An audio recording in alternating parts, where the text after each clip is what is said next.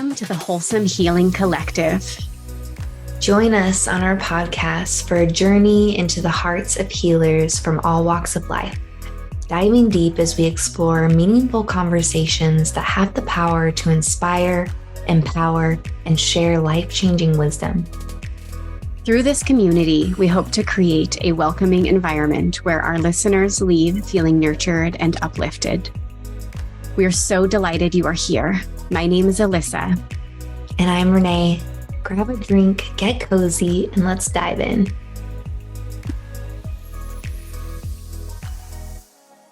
Hello. How is it going today? It's such a beautiful Wednesday. What are you enjoying today, Renee? I am enjoying some cacao with cinnamon and turmeric. Very yummy. Yum. I've got some cacao too. Just straight up though. Just drinking my magical hot chocolate. Magical hot chocolate. I love that. It is magical. Yeah. When I stir in the chocolate, like I set my intentions, so it feels like magical. Yeah, you've made it a like a sacred morning practice. Mm-hmm. Yes. Everything I do, I feel like in the morning is sacred, unless I pick my phone up and start scrolling. That's not sacred, but yeah. So we've got the spring equinox coming up soon. How are you feeling about that? I'm excited. What was I listening to? I was listening to something that was talking about this month being particularly powerful as we transition, not only with the spring energy, moving into the spring energy, but also ending out the last year's energy in the current cycle that we're in. So when I heard that, it felt like, okay, there is some old energy still from last year that hasn't quite wrapped up and put a bow on it. And I didn't realize that until I had heard that, and it resonated. So it felt like, okay, this is good. Yeah. Like the real transition into that new energy of creating. Yeah, I feel creation coming. I love that. I wanted to expand on that. So we just moved into Pisces season, and Pisces is the last zodiac sign of the energetic year. And then we'll be moving into Aries as we shift into the spring equinox. And Aries is the first zodiac sign. So that's that new energy and that creation, that fire. And so it'll be a really potent time. As well as Saturn shifted from Aquarius into Pisces, and Saturn stays in each sign for like 2.5 to 3 years. And so like everybody just experienced a Saturn return who had Saturn in Pisces. And because it takes like 30 years for it to rotate around the sun, it's a big deal. So yeah. Cool. It's crazy. And I just had realized that my Saturn had transitioned out of Aquarius, and that it had been in Aquarius for so long. And then that was my entire Saturn return. And I just thought it was like a moment in time, but it's 2.5 to 3 years. Wow. That's and can you share a little more on what that means for Saturn to return? So monumental things happen. So it's kind of like you're stepping into your adulthood. For me, I quit drinking alcohol. I found a new hobby, quit my job, started a business. So like all of these major life events happened for me. And it's pretty common for that to happen to other people too. I'm curious, like your Saturn probably wasn't in Aquarius, but I wonder if it was in Sagittarius. Do you happen to know? You were right. Saturn in Sagittarius. Okay. And so, and I was just guessing because of your age. What do you feel like happened in your life? What was that, like 3 to 6 years ago or so? Well, actually, between, yeah, so much actually. So in 2019 was when I really felt like my whole trajectory changed with my personal development and healing journey. And that was when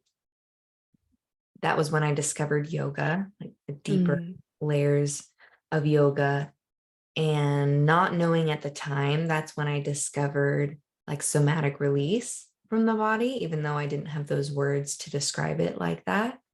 And that taste of that somatic release is what kept me coming back for more, essentially, because in my mind, the experience I had was so profound that I kept wanting to come back for more. And so that led me to meditation, which led me to breath work, which led me to somatic coaching. Um, yeah, so a lot happened in the last 3 to 6 years. yeah. And didn't you buy this house in that time frame?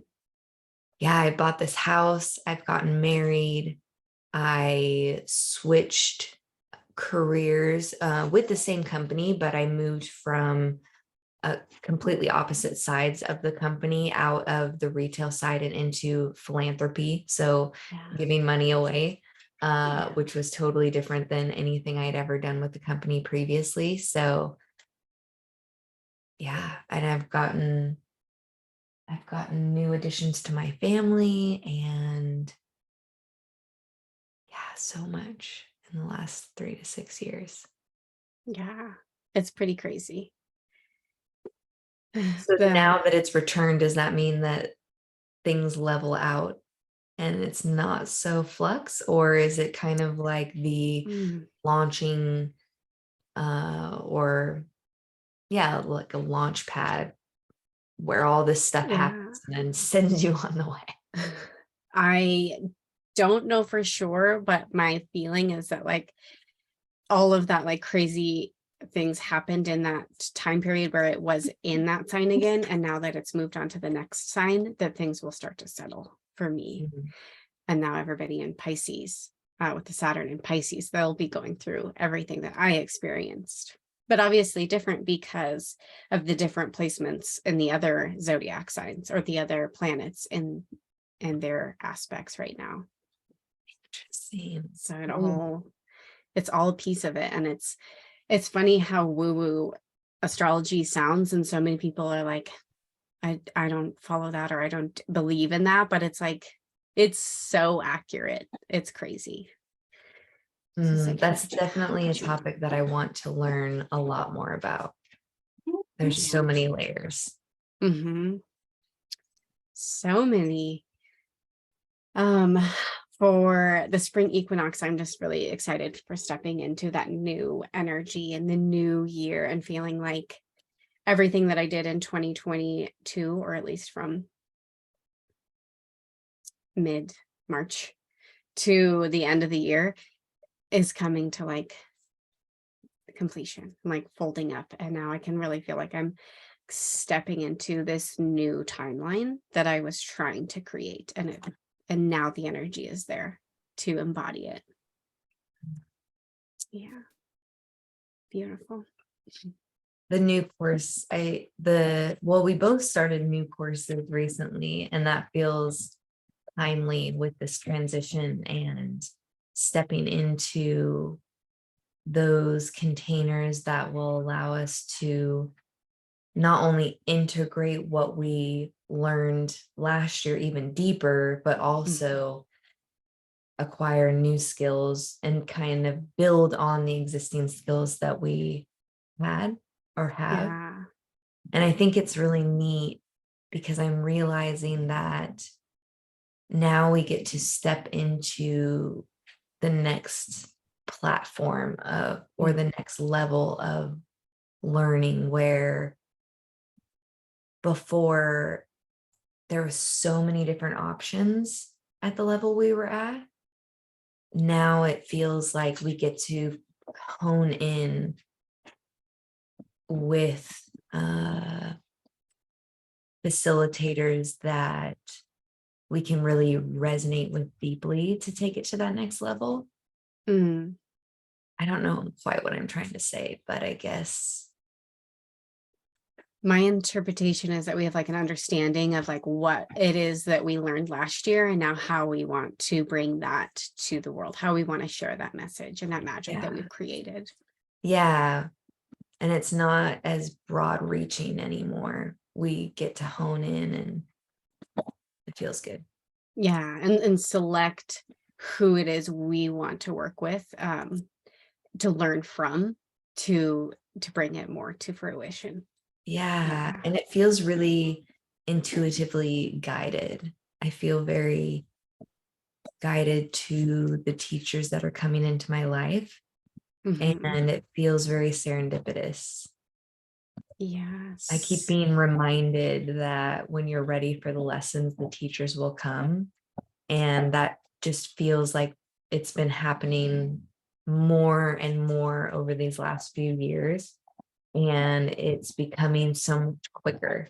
As soon as I've decided or set that intention, another teacher comes. I just had this realization and meditation the other day, and I was playing with my pendulum and asking about the teachers that are coming into my life. And I asked if I had this feeling that not everyone that I'm supposed to be learning from is here yet, that Mm. there's some other piece of this puzzle that hasn't quite fallen into place. And what ended up coming to me is that yes, there is a teacher that I still need to learn from, but they're not here. Mm. I believe that it's actually my grandmother, who I've never met, but was very gifted in the shamanic realms and in seeing and mediumship. And so I've been working to just connect with her, Mhm. not learning yet, but just connecting. And it's different than I've never attempted to do that yet, to connect with an ancestor. So it's neat. I'm excited Yeah. to see how it And so unfolds. she's not on our plane, Right. right? Yep. Yeah. Yeah. She passed before I was born. I've never met her before. Mm. Just heard stories. Yeah. Yeah. I love that. I've been connecting with my great grandmother too. Through the program that I'm taking. She asked that only one ancestor steps forward to work with us and everybody else needs to back off. And I found that fascinating because for months I've been inviting everybody to come work, my masters, my teachers, my mentors, my spirit guides, my angels, my fairies, like everybody to come around.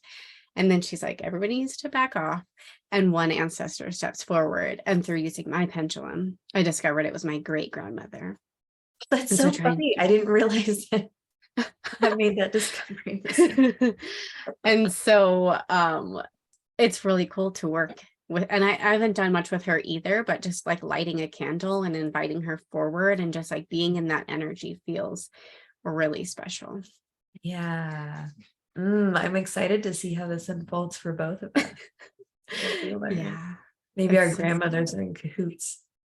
I mean, maybe there's so many things that like we're doing in our own personal lives, and then we tell each other about it like a little bit later or after, and boom, it's the same thing. Like reading the book, Millionaire Mind. Yeah, that was Yeah. so funny. That's so funny. I love it. Oh my goodness. Hmm. Anything else on the spring equinox? Ooh, my husband has been growing his beard out for like the winter time because I really enjoy his beard. But he thinks he's getting too crazy and that he should shave it all off. And I was like, don't shave it off. But we're gonna make a little ritual on the spring equinox and trim it back and like feel like we're shedding that winter energy. Or Nice. he's shedding the winter energy. That's cool. Yeah. I heard something yesterday, and it really stuck with me. I guess maybe because I'm very much so a creature of habit. And especially when it comes to my morning routine, sometimes I can establish what I feel is resonating at the time. And I don't necessarily check back in periodically to say, is this still working? And someone said yesterday during a meditation or after meditation, reflecting on it, that they believe that our morning rituals should change as we change. And as we Mm, evolve, they're going to evolve, and to not let that energy become stagnant because you're attaching onto what you think it should or shouldn't look like. And it was just really timely advice, because I noticed myself getting into that shouldn't type of mentality with what my morning should look like. So I feel like this is a wonderful time to reevaluate what's working, what's not working, let the old shed away, and call in that new energy, that new routine. mm. I resonate with that. A little similar to the person that was giving their feedback. I feel like every month or every season, my morning routine's been evolving. And I was thinking about something that I was doing a year or however long ago it was. I was like, I really want to bring that back in. That felt like really magical. And why did I stop doing that? But it's like my life has been really crazy with moving and the programs and this and that. It's like I've just been trying to do the best that I can. And whatever it was, I don't remember, but I want to do it again. Yeah, remembering not just what do I want to call in that's new, but what did I used to do that felt amazing that maybe I want to bring back. Hmm. So our topic today is somatic healing and touching on the type of coaching that we provide. And so to begin, your dog is distracting. She's so cute. And so to begin, we wanted to touch on what it means to be trauma informed and how this trauma informed lens provides safety and provides gentleness to the process. Being trauma informed means that we actively resist re-traumatization using pacing and titration. We track your nervous system. We gently guide you into the process and into the body, because we don't want to drop you into something your body is not ready for, which could turn into that re-traumatization. And that's not what we want. We do want to bring about the sensations of the event, which are uncomfortable, but we do it in such a gentle way that as we pick up the dial on these sensations, your body is prepared for it and you're easing into it and it feels safe, and you can get what you need from that event without re-traumatizing yourself. That's a beautiful summary. Thank you. One thing I love about the style of coaching that we do is that it's so focused on the foundation of safety, which sounds, when you say safety, a lot of people might assume, well, when you're in these types of one-on-one relationships, of course, there's safety, there's no threat of physical danger or what we might perceive as safety in the box that we think of. And there's also such a deeper layer of what safety is in the body that I think a lot of us don't get to experience in our day-to-day life, or maybe ever. Mm-hmm. We get the opportunity to create the safety inside of us that is separate from external circumstances, which is so powerful. And if that's something you don't have as a foundation right out of the gate, it can be beautiful to work with someone to develop that. Mm-hmm. Yes. And feeling safe allows you to go deeper and to bring forth the sensations that are uncomfortable. And if you don't feel safe, you shouldn't bring that forward, because that's going to bring on that re-traumatization and instantly make you feel like you're with that person that you were with in that event, that unsafetiness of that initial event.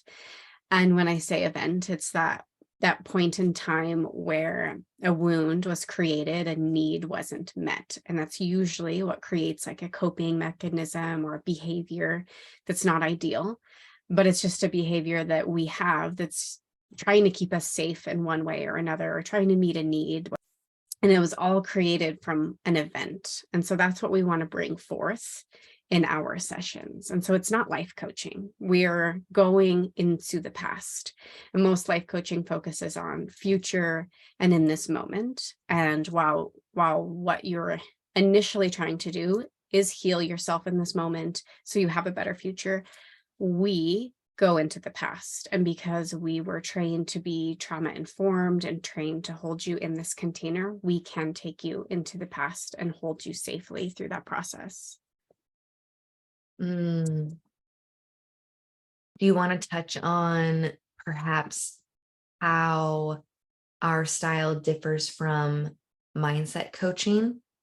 So my interpretation of mindset coaching is like, you have a belief and you fix it in the mind by just telling the mind, this is our new belief. We're just going to pick this up and put it on like a hat, is what I picture, because it's just in the mind. But when we start working in the body, we pull that belief up and we get curious about where this belief is from. When was it created? Why do we believe that? And then we go into the body and we find that event and we fully feel that old belief as we transition into the new belief we want to embody, and we heal and transmute that energy. And so this mindset coaching doesn't work when you're just putting on a new hat. You have to go into the body and leave the old belief behind and step into the new belief and feel that in the body so that you can move forward with that sensation instead of just a hat. You like that? I love that. Yeah. The analogy that comes to mind is, and maybe this is because I hear this a lot when talking about mindset coaching and tending to your mental garden, and how, your limiting beliefs, or maybe the protection mechanisms that you have automatically running in your life are the weeds in your garden. And so when you go to mend the garden and nurture the thoughts and actions that you want to nurture and water and grow, you're also plucking the weeds of your limiting beliefs, etc. And like you mentioned, we might be able to clip the top, but if we don't pull the root, it's just going to grow back. And that root is actually down in the body. So the fruit is what grows from the root, but the root lives in the body. And that's why it's so important to have both, and why the mindset of overriding, which I feel like happens a lot with mindset work, is you're trying to override what is really happening in the body.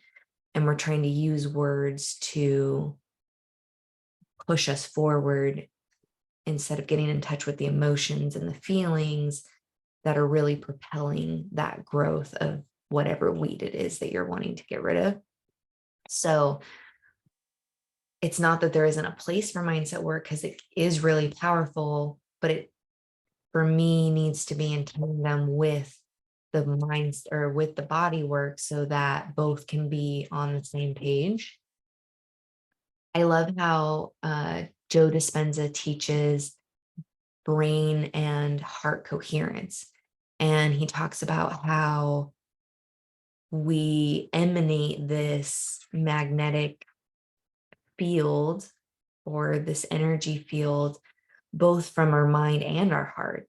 And so we can have two completely different frequencies emanating from us if our body is feeling one thing and our mind is doing something different. So we might be thinking gratitude and thinking appreciation, and maybe for a moment while you're thinking it, you're emanating one thing, your body's on a different page and it is giving off a different energy. And it's not as powerful when they're not in coherence, but when you can align and then both are giving out the same energy, then that field becomes bigger and stronger. We become bigger and stronger. I love that. Yes. It was a little bit of a ramble, but no, that was great. Dr. Joe Dispenza is amazing. And a lot of Sam Skelly's work, or some of it, I guess I don't know what the percentage is based on his work, as well as many other of her teachers and mentors. And she's also said that it's 20% mindset work and 80% in the body. And so there is that top portion that does need tending to, but that root, and I loved your analogy. That's so perfect. You got to pluck the root that is deep in the body. It's learning the language of the body, right? Because the language of the mind are words and logic and analyzing, but then the language of the body is feelings and emotions, and it's learning a foreign language. And once we learn that, then we can speak to both ends of us. Yes, that feels good. And so our coaching sessions are asking the body what it would like to walk away from the session with today. And so you may have been thinking about what you want to work on, or you might have an overarching theme for why you're doing somatic coaching with us. But every time we ask the body, you may be surprised at what it says, and that's okay. Just letting it say what it wants. And then we ask, where should we look first, or what needs to be addressed first? And it just is this really beautiful unfolding of what the body thinks. And then we're just feeling into the emotions, and we're releasing energy. And if it's harder to release energy, we have tools for activating energy, and we have tools for releasing energy. Obviously, breathwork is one of my favorite tools. And then we have, a lot of other things in our little toolbox, but it's all really what unfolds based on what the client wants or needs, or the body needs. Yeah. What's interesting too is more often than not, even when the body speaks and potentially has an intention that feels off topic or is maybe random to the mind, and you have that moment of, really? Why are we looking into that? It usually comes back around, and in the end will connect the dots between what your mind's intention was and what the body's intention was. Eventually you realize, oh, it was speaking in two different terms, but it all connected back to that bigger intention that you're trying to move towards. Yes, I love that. And it's so cool to see that those lines do connect. Yeah. And if anyone is wondering, maybe why would I want to revisit those protection mechanisms, those limiting thoughts, those fractured pieces of us from the past? Why do I want to unearth it? Why do I want to get rid of that? Well, you had mentioned already that those fractured pieces of us can be the roots of our limiting beliefs, or some of the actions that maybe we don't want anymore. And even if you don't know what it is that needs to be uncovered and removed, letting the body lead you there and trusting that even if you don't know what needs to go, by you creating that space, you will be able to call in what it is that you want to call in. And I think that's a piece of manifestation and creating our reality that sometimes gets left out, because we want to visualize and imagine the things we want and call it in and call it in and call it in. But if we're not making space and cleansing the old, both energetically on a daily cleansing basis, but also unearthing and releasing, then how are we going to have space to call in everything that we want? So for those who maybe, I know that I've had clients where they feel like they love working with me, but in their mind, they have a belief where unless they're in some kind of chaos or negative energy, they feel like they won't benefit from the work. They feel like they lean on it more as a when I need it, when I am spiraling, Mm, versus proactively using the modality for unearthing when we're not spiraling. And how much deeper can you go when you're not in a dysregulated state? So when you're dysregulated, like, yes, there's tons of work to be done and we can do magical things, but a lot of it is going to be focused on regulating the nervous system first and foremost, establishing that safety, and then dipping our toe in whatever it is, whatever the waters are that need to be looked at. But when we can do that work and we're already regulated, we're already in a safe place, how much deeper do you get to go and really unearth those layers that can create the space for what it is you're wanting to call in? mm. Yes. And like whatever you want to step into and embody, you have to heal these parts of us that are holding us back unconsciously from stepping into that, whether it's self-worth or any other limiting belief. Like we have to heal that before we can step into our next level. The reason I came to somatic coaching was because I wanted to find my truest, most authentic self. So it was peeling back all of these layers of conditioning and stories, all this stuff that wasn't truly me, and figuring out who I am under all of these pieces. And every time I took off a layer, it was like integrating that into my whole self and knowing why it was here and knowing what I need to watch for in the future so that that layer doesn't like come back and harden, Mhm. because there's always something that's there.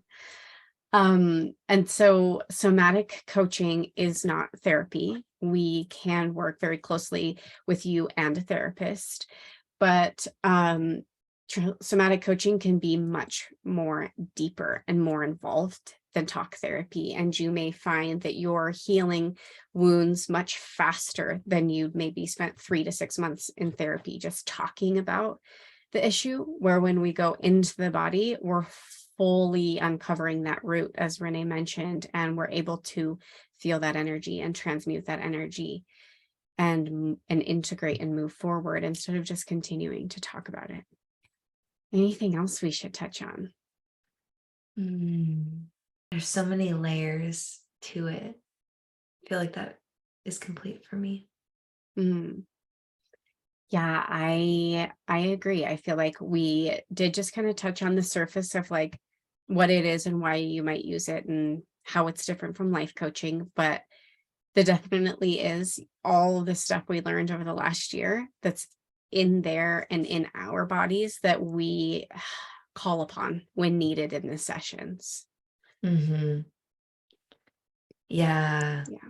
there's a lot of tools that we can use to help connect to the wisdom that's in the body, but also tools that we can use to regulate and establish that safety. So, if anyone's out there that's thinking, okay, so you mean I just go into my body and ask it what it needs or ask it what's going on? It might sound a little out there, because that's the approach of the mind, to just Mm. go down there and analyze what's going on in here. What do we need to do? And you're probably not going to get very many answers that way. Or if you, Mhm. they're from the mind and not really what the body needs. And that's where our tools come in, like breath work and grounding and all the things we can do to really unhinge from the mind and do that deep work. Yes. I love that. It definitely is a process to start getting that information. Yeah. And all these tools that, you're talking about are things that we're going to kind of be going over in episodes to come. And we've touched on a couple of them in previous episodes, and it just kind of brings our work all together in this beautiful little, whatever this is. Basket of goodies. Ooh, basket of goodies. Healing goodies. I love that. If you have any questions about anything that we said today, or if somatic coaching can help you, be sure to reach out to us, and we would love to answer your questions or drop them in the comments below. Awesome. Have a beautiful rest of your day. Bye.